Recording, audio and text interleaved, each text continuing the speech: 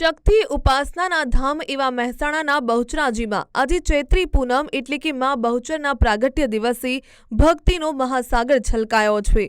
વર્ષમાં માત્ર 2 જ વાર નીકળતી માતાજીની પરંપરાગત શાહી સવારી આજે જ્યારે નગરચર્યાએ નીકળી ત્યારે આખું બહુચરાજી જય બહુચરના નાદથી ગુંજી ઉઠ્યું। ગુજરાતના ખૂણે ખૂણેથી આવેલા હજારો માઈ ભક્તો આ દિવ્ય સવારીમાં જોડાયા હતા। બહુચરાજીથી શંખલપુરની વચ્ચે ભક્તોએ માં બહુચરાજીના ભાવપૂર્વક ઓવારણા લીધા અને આશીર્વાદ મેળવ્યા। ખાસ કરીને ગોકુલધામ સોસાયટી દ્વારા માતાજીના સ્વાગત માટે 125 દીવડાની સામૂહિક મહાઆરતીનું સુંદર આયોજન કરવામાં આવ્યું હતું, જેનાથી સમગ્ર વાતાવરણ દિવ્ય અને ભક્તિમય બની ગયું હતું। વર્ષની અંદર 2 વખત માતાજીની સવારી નીકળે છે। નીકળતા અમારું ગોકુલધામ સોસાયટી દર વખતે 2 ટાઈમ હાજરી આપી અને ગોકુલધામ સોસાયટીના તમામ રહીશોએ માતાજીની ફૂલ હાજરીની અંદર લોકોની સેવા કરે છે।